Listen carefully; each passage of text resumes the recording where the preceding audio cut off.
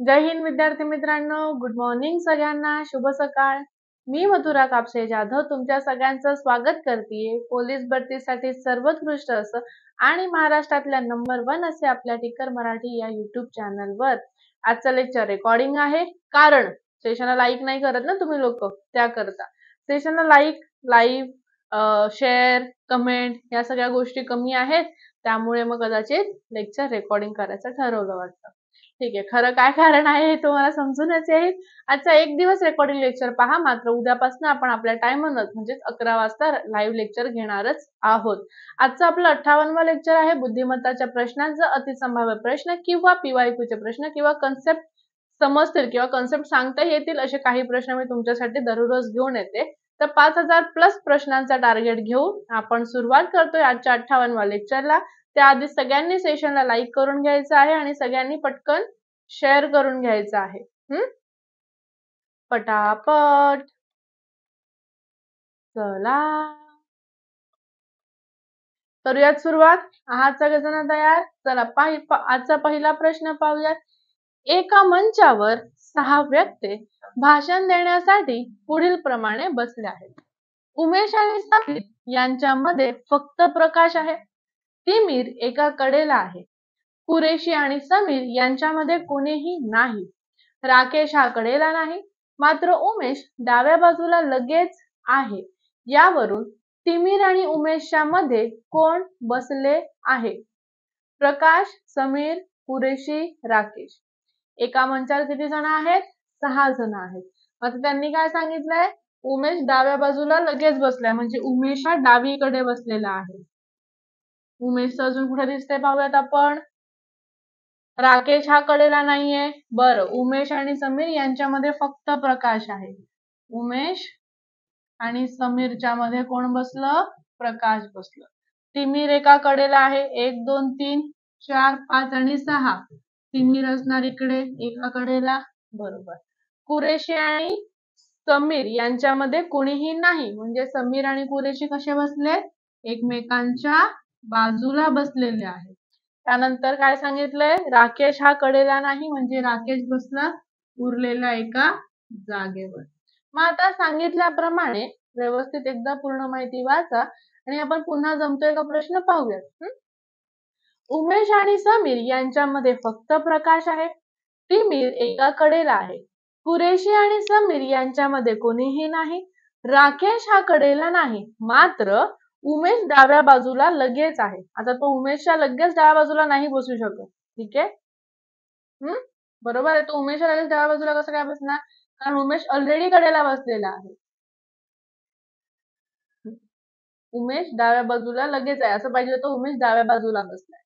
त्यावरून तिमीर आणि उमेशच्या मध्ये कोण बसलंय हे तुम्ही सांगू शकता का?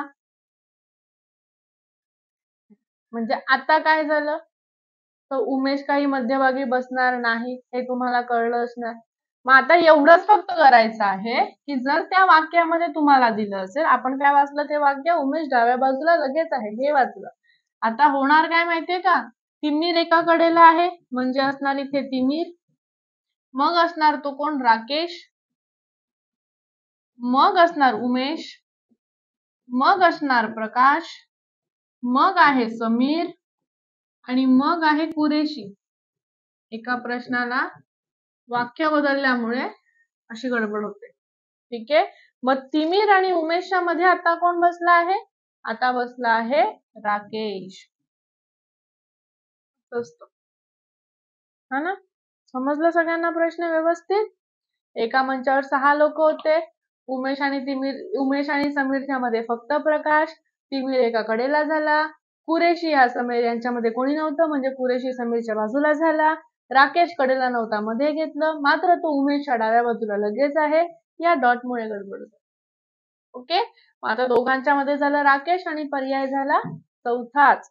प्रश्नाने खूप टाइम वेस्ट केला. पुढचा प्रश्न पाहणार आहोत. गेल्या एप्रिल महिन्यात 2 तारखे सोमवार हा वार होता, तर त्या संपूर्ण महिन्यात एकूण किती सोमवार आले? 3, 4, 5 यापैकी नाही.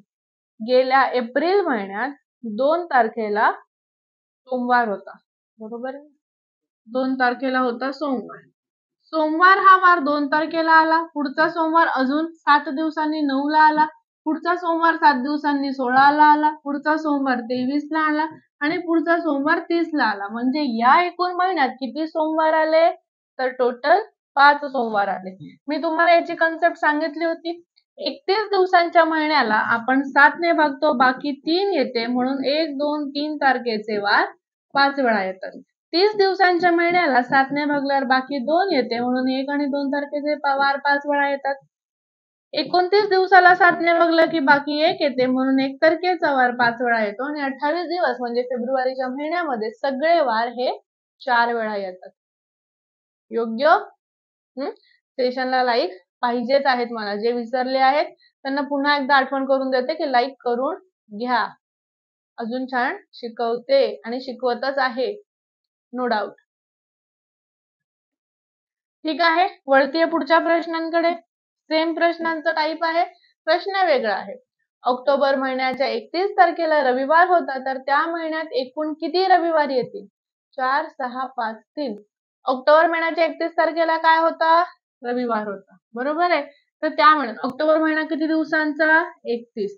31 ला 7 ने भागलं, बाकी किती आली? बाकी आली 3. म्हणून काय झालं? 1, 2 आणि 3 तारखेचे वार हे 5 वेळा येतील. 1, 2, 3 तारखेचे वार किती वेळा येणार? टोटल 5 वेळा येणार. पाहून घ्या. रविवार 31 तारखेला आला, याच्या आधीचा रविवार 24 तारखेला, बरोबर, सॉरी 25 ला असेल, बरोबर आहे ना? तुम्हाला काय फसवलं की तुम्ही लक्षात ठेवून देता. बरं, याच्या आधीचा रविवार 17 ला, त्याच्या आधीचा रविवार 10 ला आणि त्याच्या आधीचा रविवार 3 तारखेला. बघा, 3, 10, 17, 24, 31 या तारखांना रविवार होता, तर त्या संपूर्ण महिन्यात किती वेळा रविवार आले? तर 5 वेळा रविवार आले. प्रत्येक वार हे 7-7 दिवसांनी येतं, म्हणून 3, 7, 10, 7, 17, 7, 24, 7, 31. एक कन्सेप्ट लक्षात ठेवा, लिहून घ्या तुमच्या वहीमध्ये. पुढच्या प्रश्नाकडे वळत आहे. पुढील क्रम पूर्ण करा. AEICGK EIM GKO प्रश्नचिन्ह ऑप्शन आहे IMQ JIJK JKL KMO. A नंतर BC DE FG HI E FG HI JK LM I JK LM NO PQ. प्रत्येक वर्ण कितीने पुढे जात आहे? 2 ने पुढे जात आहे, म्हणून आपलं उत्तर काय येणार? IMQ. पर्याय कुठला झाला? पहिलाच. A नंतर BC DE FG HI E FG HI JK LM I JK LM NO PQ. प्रत्येक वर्ण 2-2 ने पुढे गेलेला आहे. सोपा प्रश्न होता. पुढच्या प्रश्नाकडे वळणार आहोत. पुढील प्रश्नांमध्ये विसंगत संख्या ओळखा. संस्था संख्यांचा संस्था झालाय, ठीक आहे. 3, 15, 35, 64, 99, 143 ऑप्शन मध्ये पण दिले 15, 35, 64, 99. सोपं आहे, लगेच उत्तर द्या. मला त्याचं कन्सेप्ट पण सांगायची.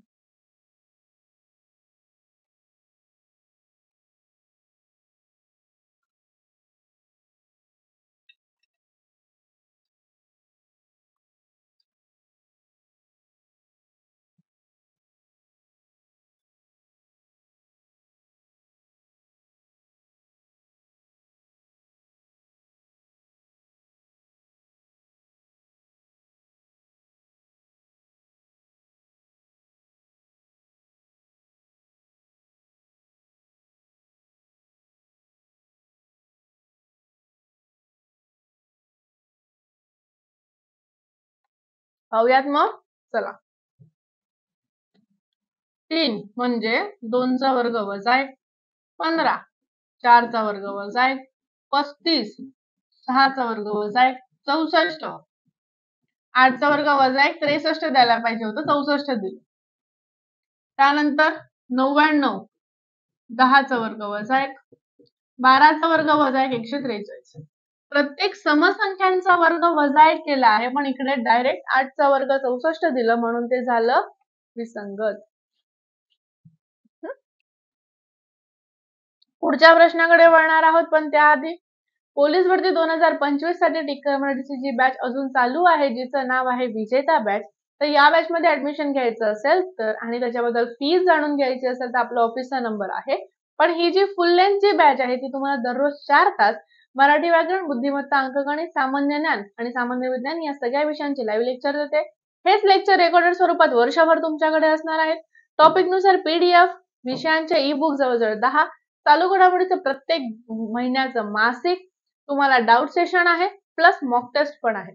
अजून माहिती पाहिजे असेल तर ऑफिसचा नंबर आहे 8233007373 वर कॉन्टॅक्ट करा किंवा आपलं टिक्कर मराठीचं ऍप डाउनलोड करून घ्या. भेटूयात आपण बॅच मध्ये, पण आता सध्या जाऊयात आपण आपल्या पुढील प्रश्नाकडे. तयार आहात? Of course madam. घड्याळात 4:30 वाजले आहेत. जर मिनिट काटा पूर्ण नाही बाबा, पूर्व मिनिट काटा पूर्व दिशा दर्शवतो तर तास काटा कोणती दिशा दाखवेल? उत्तर वायव्य, आग्नेय, ईशान्य. घड्याळात किती वाजलेत? 4:30.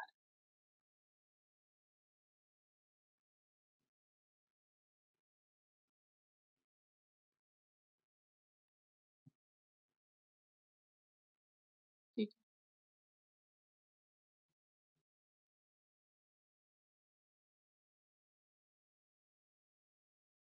घड्याळात वाजले 4:30. बरोबर आहे का रे? 3:30 वाजले ना रे. काय तुम्ही लोक, हे झाले 4:30. बघा आता आता बिचकला बिचारा. जर तास का मिनिट काटा पूर्व दिशा दाखवते, पूर्वच्या समोर असते पश्चिम, इथे असते उत्तर आणि ही आहे दक्षिण. पूर्व आणि उत्तर मध्ये आहे वायव्य, ही आहे ईशान्य, ही आहे आग्नेय आणि ही आहे नैऋत्य. जर असं म्हटलं की प्रत्येक दिशांनी आपल्या जागा 90 अंशामध्ये वळवल्या. ही पूर्वची इथे पूर्व आली, मग इथे दक्षिण, पश्चिम, उत्तर, इथे मग वायव्य, ईशान्य, आग्नेय, नैऋत्य. मिनिट काटा पूर्व दिशा दाखवतोय, तर तास काट्याची दिशा कोणती? तास काटा आहे ईशान्य दिशेला, म्हणून पर्याय क्रमांक झाला आपला चौथा. त्यानंतरच्या पुढच्या प्रश्नाकडे वळणार आहोत आपण. दिशा ज्ञानचा प्रश्न दिसतोय मला. सागर उत्तरेकडे तोंड करून उभा आहे. त्याच उजवीकडे वळून तो पायी चालत गेला. परत तो त्याच्या डावीकडे वळून 30 मीटर चालत गेला. नंतर तो त्याच्या उजवीकडे 25 मीटर चालला. तर सुरुवातीच्या ठिकाणापासून तो आता कोणत्या दिशेला आहे? नैऋत्य, दक्षिण, वायव्य, ईशान्य. सागर उत्तरेकडे तोंड करून उभा आहे, फक्त उभा आहे. बरोबर? बरोबर. त्याच्या उजवीकडे वळून तो पायी चालत गेला. मग त्याच्या डावीकडे वळून 30 मीटर गेला. नंतर तो त्याच्या उजवीकडे वळून 25 मीटर गेला. तर सुरुवातीच्या ठिकाणापासून तो आता कोणत्या दिशेला आहे? सुरुवातीपासून तो आहे ह्या दिशेला आणि ही दिशा कोणती असते आपली? ईशान्य दिशा. म्हणून पर्याय कुठला झाला? पर्याय झाला चौथा. एकदा पुन्हा प्रश्न व्यवस्थित बघा. सागरचं तोंड आहे उत्तरेला, तो उजवीकडे वळाला. ठीक आहे. त्यानंतर डावीकडे वळाला आणि पुन्हा उजवीकडे वळाला. मग आता इथे पासून तर तो ह्या दिशेला आहे, ही दिशा आहे आपली ईशान्य, म्हणून पर्याय काय झाला आपला? चौथा झाला. बरोबर? बर. त्याच्यानंतरचा पुढचा प्रश्न पाहणार आहोत. सोप्पा सोप्पा. सार्कच्या बैठकीसाठी कोलंबो येथे 7 देशांचे प्रमुख एकत्र आले होते. त्यावेळी प्रत्येकाने इतरांशी एकदा हस्तांदोलन केलं, तर त्यावेळेस या राष्ट्रप्रमुखांमध्ये एकूण किती हस्तांदोलने झाली? 6, 21, 36, 48. हस्तांदोलनाचा फॉर्म्युला जो तुम्हाला सगळ्यांना माहित आहे, n-1/2. n दिला आहे आपल्याला 7, 7-1/2. मग 7तून 1 गेले 6/2, भाग लावला 3, 7 त्रिक झाले 21. मग एकूण किती वेळा हस्तांदोलने झाले असणार त्यांच्यामध्ये? तर टोटल 21 वेळा झालेत, म्हणून आपला पर्याय झालेला आहे दुसरा योग्य. 10 सेकंद देते सेशनला लाईक करायला. पटापट आपल्या व्हिडिओला लाईक झाले पाहिजे.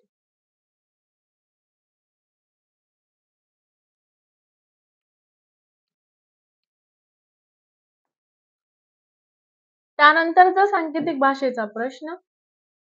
एका सांकेतिक प्रणालीनुसार ARKPHSXJS म्हणजे eat fresh mango, HSTMNGXJS म्हणजे mango is yellow आणि TSDHSTGDQ म्हणजे he is smart.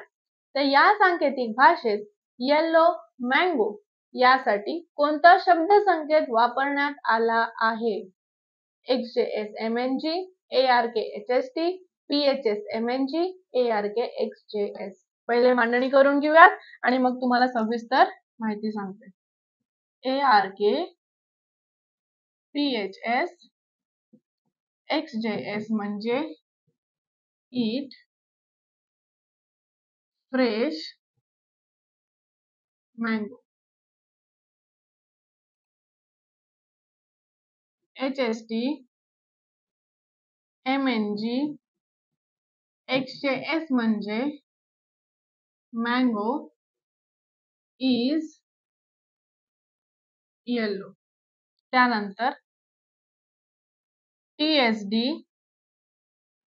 HST, GDQ म्हणजे he is smart. तर येलो, मँगो चा संकेत काय? कुठला संकेत विचारला? Yellow, mango. आता कुठलेही दोन लाईन घ्या. मग आपण फर्स्ट आणि सेकंड घेऊयात. ठीक आहे. ईट fresh mango, mango is yellow. कुठला शब्द कॉमन झाला? Mango, mango. मग हा शब्द आपण कट मारू. मँगो, मँगो कट झाला कारण की तो शब्द कॉमन होता. याच्यामध्ये कॉमन असणार APXHMX, XX कॉमन झाला. म्हणजे मँगो या शब्दासाठी संकेत काय होता? तर मँगो या शब्दासाठी संकेत आहे XJS. लिहून घ्या. मँगो म्हणजे XJS. पुढे पाहूयात पुढचं. त्यानंतर पुढे काय काय कॉमन दिसते आपल्याला बघा बरं.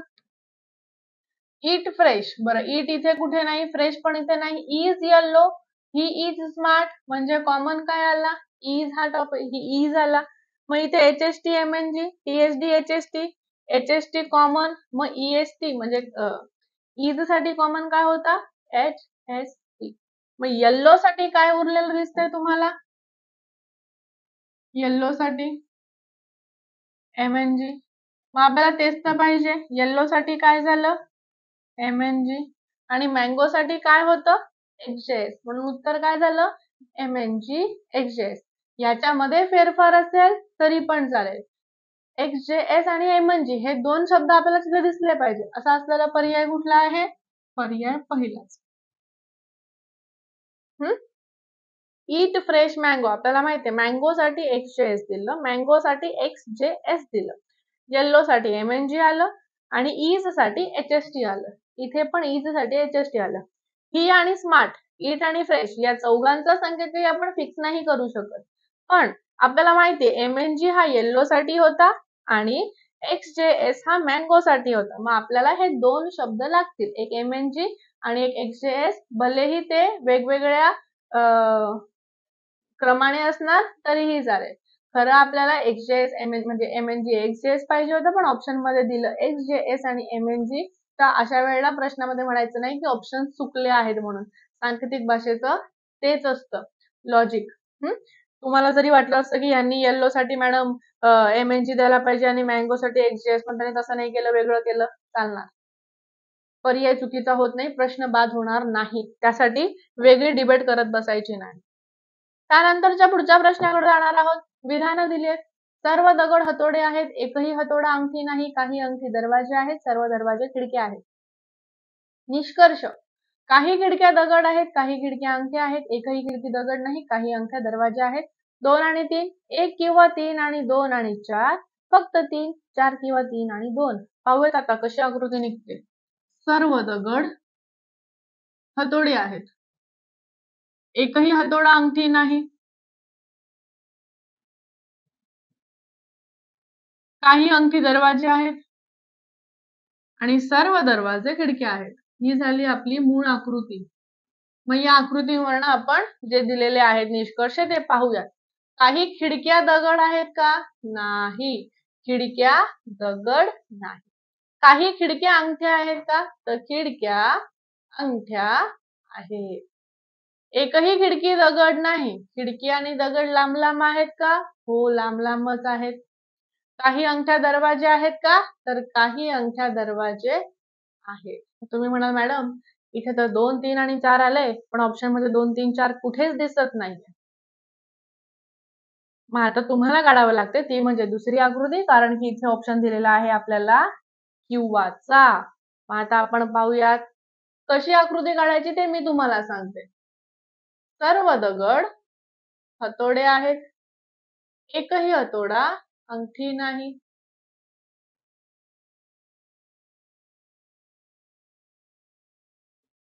बरोबर आहे. त्याच्यानंतर काही दरवाजे अंगठी आहेत आणि सर्व खिडक्या अंगठी आहेत. आता एक मिनिट द्या मला. थोडासा वर्तुळ मला मोठा काढूया दगडचा.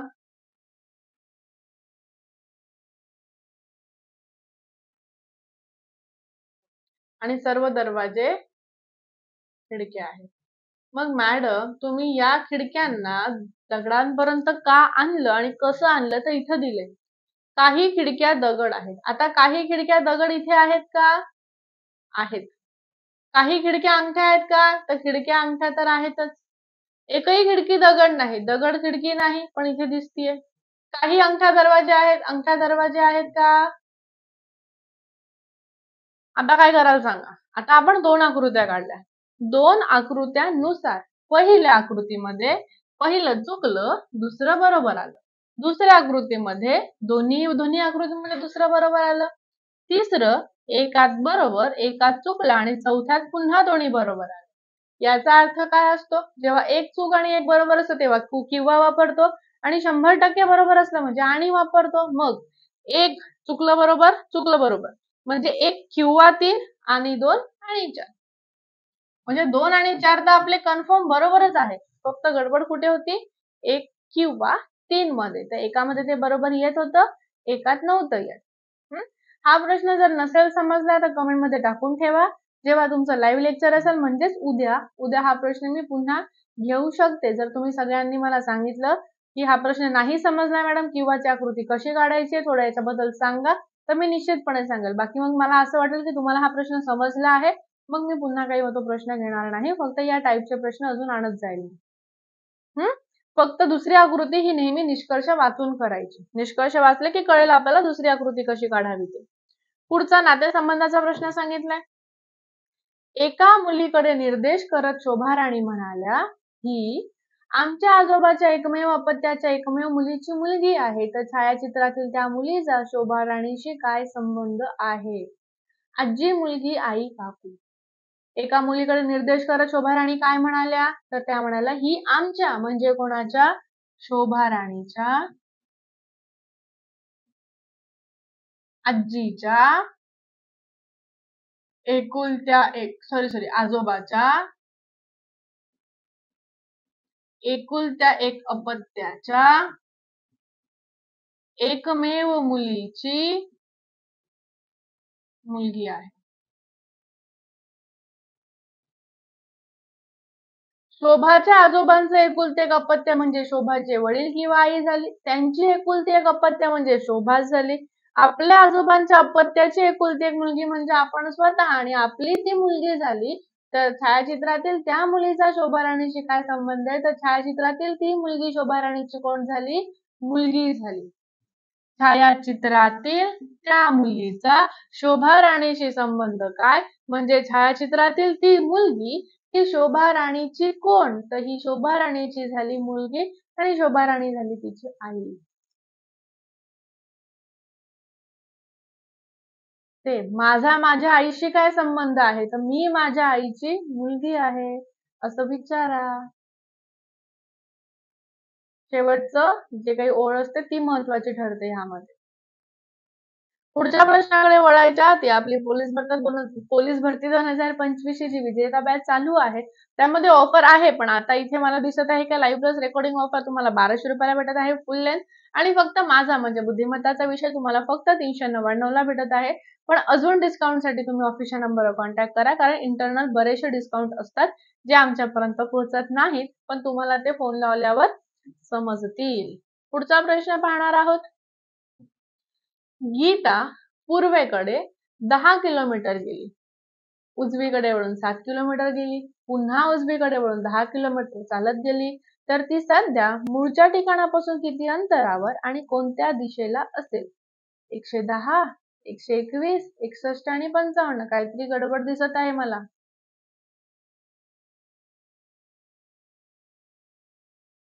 ठीक आहे, तुम्ही तुमच्या हिशोबाने उत्तर द्या, मी पण तुम्हाला करेक्टच उत्तर देते. गीता पूर्वेकडे 10 किलोमीटर गेली, उजवीकडे वळून 7 किलोमीटर गेली, पुन्हा उजवीकडे वळून 10 किलोमीटर गेली, तर ती सध्या मूळ स्थानापासून किती अंतरावर आहे? आयत झाला, समोरासमोरच्या बाजू ही 10 आणि ही 10 म्हणजे ही 7 ही 7, आणि कोणत्या दिशेला आहे? सुरुवातीला इथे होती, मग पूर्वेला गेली, मग उजवीकडे वळाली, परत उजवीकडे वळाली, आता ती खाली आहे, खाली असते दक्षिण दिशा, म्हणजे ती सुरुवातीपासून 7 किलोमीटर दक्षिण दिशेला आहे. उत्तर काय झालं? 7 किलोमीटर दक्षिण दिशा. त्यानंतरच्या पुढच्या प्रश्नाकडे जाणार आहोत. एका मैदानावर मुलांच्या जेवढ्या रांगा आहेत तेवढीच मुलं प्रत्येक रांगेत आहेत. रमेश हा मधल्या रांगेच्या मध्यभागी उभा आहे, त्याच्या समोर 10 मुलं असतील तर मैदानावर एकूण किती विद्यार्थी उभे आहेत? 400, 441, 321, 501. बघा, मग रमेश मधल्या रांगेत मध्यभागी, त्याच्या समोर 10 मुलं आहेत, म्हणजे तो 11वा, म्हणजे तो इकडून 11वा आणि तिकडून पण 11वा. 11 अधिक 11 झाले 22, त्याला दोनदा मोजले, वजा 1 केलं, रांगेमध्ये झाले 21 मुलं. जेवढं मुलं तेवढ्या रांगा, म्हणजे 21 मुलं 21 रांगा. तुमचं उत्तर किती यायला पाहिजे? 441. 400 वाल्यांचं चुकलं. त्याच्या पुढे म्हणजे त्याच्या समोर 10 मुलं होते आणि तो एक म्हणजे तो झाला 11वा, त्याच्या मागे अजून 10 जण असणार. 10 आणि 10 20 आणि एक तो झाला 21, किंवा तो 11वा म्हणजे दोन्ही बाजूने 11वा होतो, कारण तो मध्ये बसलेला आहे प्रश्नात सांगितल्याप्रमाणे. त्यानंतरच्या पुढच्या प्रश्नावर जाऊया. तुम्हाला आवडलेला प्रश्न. खालील आकृतीमध्ये किती आयत आहेत? 16, 14, 15, 13. आयतांची एकूण संख्या किती? आयत मोजताना सुद्धा आपण यांना क्रमांक देतो. जर असे आयत असतील तर, आणि त्या सगळ्यांची बेरीज करतो. मग 1 अधिक 2 3, 3 6, 4 10, 5 15. एकूण आयतांची संख्या किती झाली आहे? तर एकूण आयत झाले आहेत 15 आणि पर्याय क्रमांक झाला आहे.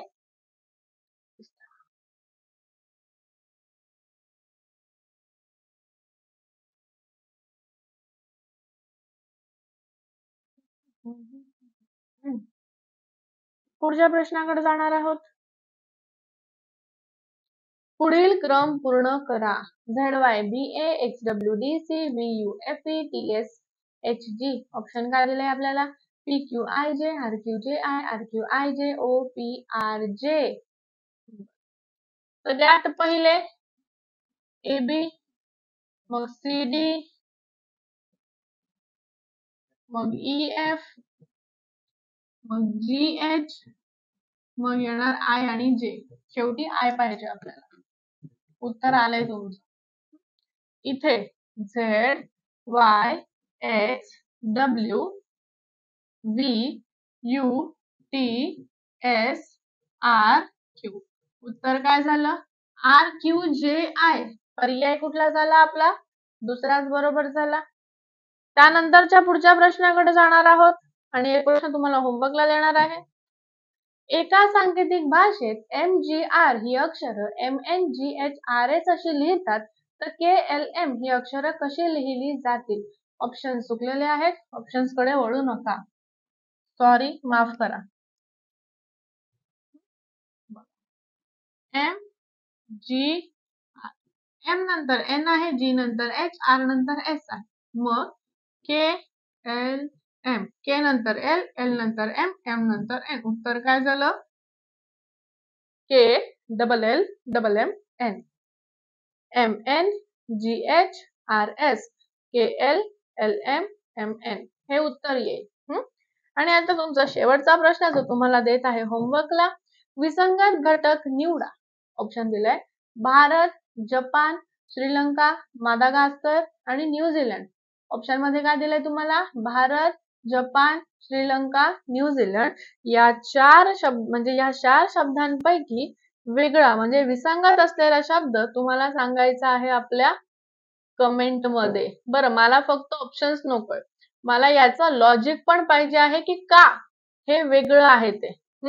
त्या हिशोबाने मला समजेल, कारण की हा PYQ चा प्रश्न आहे. तुम्ही जर गुगल सर्च केला की तुम्हाला याचं उत्तर लगेचच सापडून जाणार आहे, हे मला माहित आहे. म्हणून जोपर्यंत मला या प्रश्नाचं लॉजिक समजणार नाही तोपर्यंत मी तुमचे उत्तर बरोबर असले तरी पण ग्राह्य धरणार नाही. या प्रश्नाचं उत्तर मी उद्याला सविस्तर देईल तुम्हाला. बाकी बघूयात कोण किती व्यवस्थित उत्तर देत आहे ते. ठीक आहे. आज जवळजवळ आपण 15 ते 20 क्वेश्चन्स घेतलेले आहेत. उर्वरित जे काही प्रश्न आहेत ते आपण उद्याच्या भागामध्ये घेणार आहोत. उद्या आपण लाईव्ह लेक्चर घेणार आहोत 11 वाजता. तर दररोजचा 11चा टायमिंग विसरायचा नाही. आज मी इथेच थांबत आहे. लेक्चर जर आवडलं असेल तर प्लीज लेक्चरला लाईक करत चला, लेक्चरला आपल्या शेअर करत चला. टिक्कर मराठी युट्यूब चॅनलवर जर तुम्ही नवीन असाल तर आपल्या या चॅनलला सबस्क्राईब करून घ्या आणि नोटिफिकेशन येण्यासाठी बेल आयकॉनवर क्लिक करून ठेवा. म्हणजे सकाळी 9चं करंट अफेअर, 11चं बुद्धिमत्ता, 1चं गणित, 2चं सामान्य ज्ञान, 3चं मराठी व्याकरण, हे सगळे लेक्चरची नोटिफिकेशन तुम्हाला वेळोवेळी येत राहील. टेलिग्राम चॅनलला फॉलो करून घ्या आणि दररोजच्या PDF साठी आपल्या टिक्कर मराठी ऍपला डाउनलोड करून घ्या. ठीक आहे. चला थांबते मग.